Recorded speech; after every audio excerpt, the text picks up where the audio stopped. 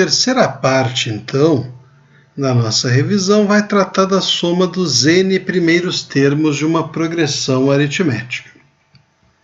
Então, por exemplo, se eu pegar aquela sequência anterior dos 134 termos e quiser descobrir qual a soma de todos eles, então desde o 2 até o 667.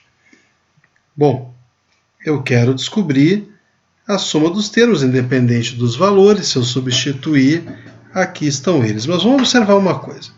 Se eu pegar o primeiro termo e somar com o último, eu encontro o valor de 669.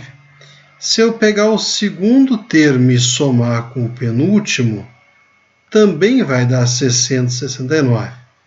Se eu pegar o terceiro termo e somar com o penúltimo, também.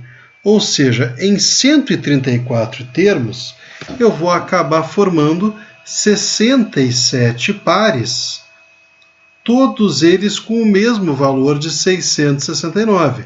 E, portanto, a soma, basta multiplicar 67 por 669, que vai chegar num número 44.823, e eu não precisei somar todos eles. Mas vamos ver o que acontece se essa quantidade é ímpar, porque daí eu não consigo formar pares.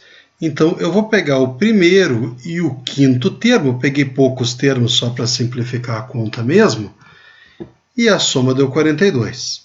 Agora eu vou pegar aqui o segundo e o quarto termo, ou seja, o segundo e o penúltimo, e a soma também deu 42.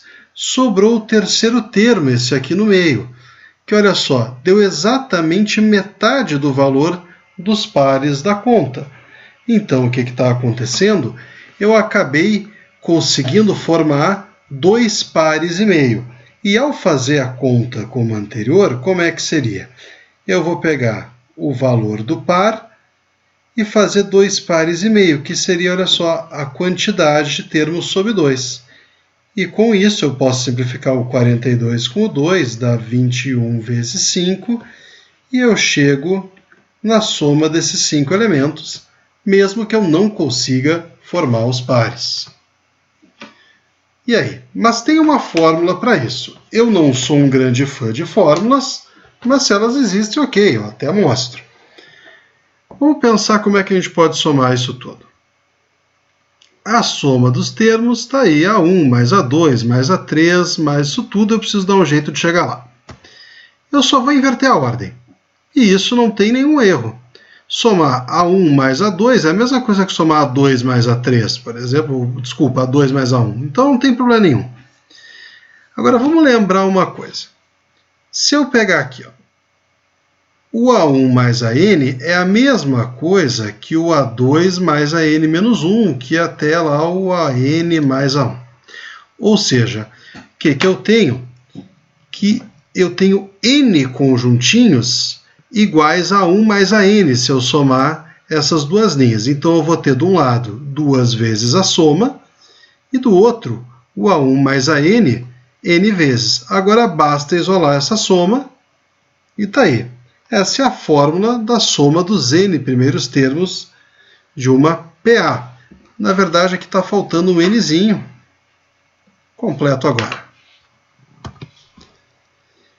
E para finalizar, vamos resolver uma questão então. Peguei lá, prova da URGS de 2018, a questão número 34. Em uma escola, as turmas de ensino médio totalizam 231 estudantes.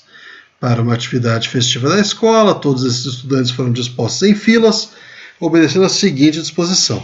Então, ó, vamos tentar desenhar. Tem uma criaturinha aqui. Na segunda fila, tem 2 criaturinhas, na terceira 3 e assim vai. Ele está dizendo que ao total deu 231 pessoas. E ele quer saber qual o número de filas, ou seja, quantas linhas teria esse triângulo que eu estava desenhando. Então eu já sei que a soma dos n termos é 231. Eu sei que o primeiro termo da sequência é 1.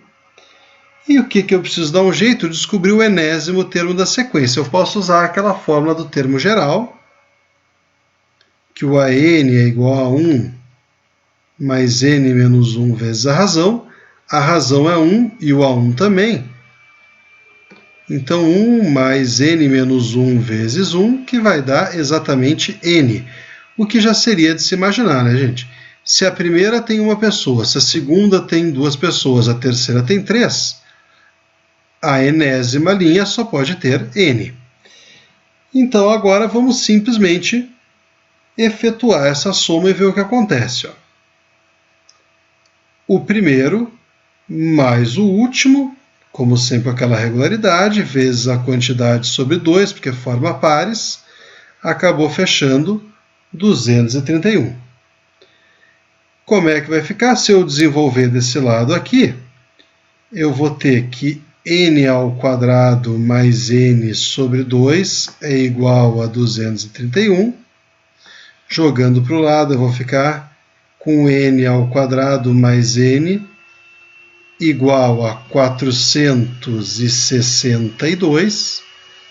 Então, a equação que eu preciso resolver é n ao quadrado mais n menos 462 igual a zero. Só para dar uma resumida, eu vou chegar em 2 valores. Um dos valores vai dar o n igual a menos 22 e o outro igual a 21. Eu estou falando do número de filas formados. Isso, obviamente, não tem como ser negativo, é um absurdo.